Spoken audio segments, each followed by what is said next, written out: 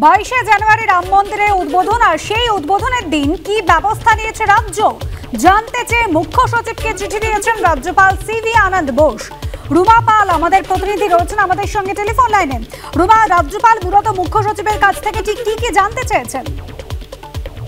দেখো, এখনো পর্যন্ত রাজভবন সূত্রে যা খবর যা জানা যাচ্ছে সেটা হচ্ছে তোমার 22শে জানুয়ারি রাম মন্দির উদ্বোধনের দিন রাজ্যে আইন শৃঙ্খলা পরিস্থিতি কেমন থাকবে, কি ব্যবস্থা নিয়েছে রাজ্য, সেইটা জানতে চেয়ে কিন্তু রাজভবন থেকে রাজ্যপাল চিঠি দিয়েছেন মুখ্য সচিবকে, এবং সেটা ইমেল ইতিমধ্যেই পৌঁছে গেছে এবং হার্ড কপিও পাঠানো হচ্ছে।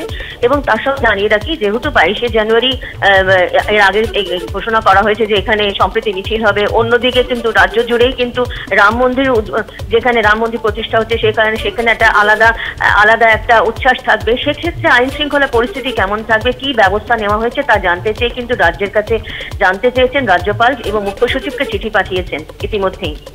ধন্যবাদ রুমা। হাজরা থেকে সর্বধর্মের মানুষকে নিয়ে মিছিল করে পার্ক সার্কাস ময়দানে গিয়ে আমরা একটা মিটিং করব। খুব অ্যালার্মিং। উনি সংখ্যালঘু মুসলিম ভোট ব্যাংক ওনার কাছ থেকে সরে যাচ্ছে বলে উনি কার্যত রাজ্যে সাম্প্রদায়িক সম্প্রীতি নষ্ট করার চেষ্টা করছেন এবং কার্যত উনি উস্কানি দিচ্ছেন। কার্যত এ মাসের 22 তারিখেই শুরু 24-এর ভোট যুদ্ধের মহড়া। অযোধ্যায় রাম মন্দির উদ্বোধনের দিন সোমবারই কলকাতার রাস্তায় নামবেন মমতা বন্দ্যোপাধ্যায়। হাজরা থেকে পার্ক সার্কাস পর্যন্ত সংহতি মিছিলের ডাক দিয়েছেন তৃণমূল নেত্রী। এবার সেই সংহতি মিছিলের দিন পিছনোর জন্য কলকাতা হাইকোর্টের দ্বারস্থ হলেন শুভেন্দু অধিকারী। এদিন আদালতে বিরোধী দলনেতা আবেদন করেন রামপুজোর দিন রাজ্যে সংহতি মিছিল পিছিয়ে দেওয়া হোক, পাশাপাশি রামপুজোর দিন রাজ্যে আইন শৃঙ্খলা ঠিক রাখতে মোতায়েন করা হোক কেন্দ্রীয় বাহিনী। এই দাঙ্গা করানোর প্ল্যান মহামান্য আদালতের উচিত ভেস্তে দেওয়া।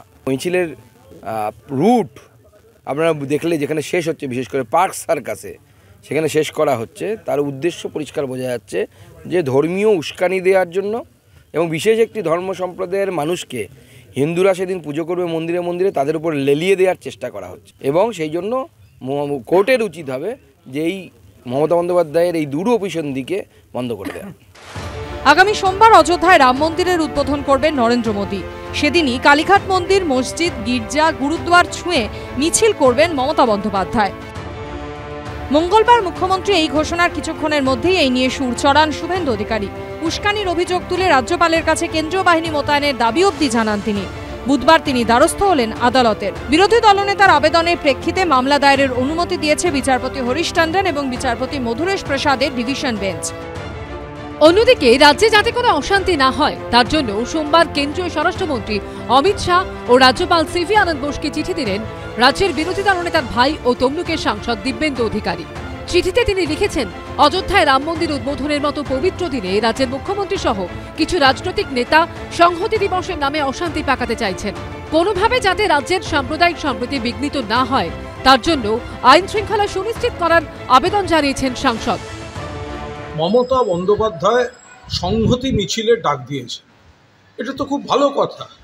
23শে জানুয়ারি, 26শে জানুয়ারি ঐতিহাসিক তাৎপর্যপূর্ণ দিনগুলির ঠিক প্রাক্কালে দেশের যা অবস্থা তাতে তিনি সম্প্রীতি, ঐক্য, সংহতির কথা বলেন এবং সেই জন্য সংহতি মিছিলের ডাক।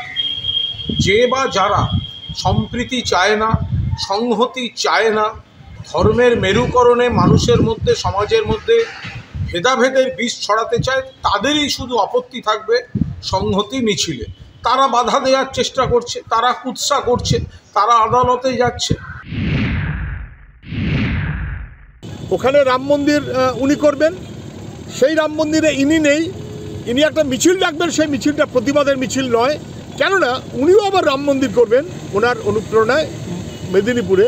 ফলে এটা ধর্মকে ব্যবহার করে তার সিঁড়ি বেয়ে রাজনীতির ক্ষমতা, এইটার মনোভাব।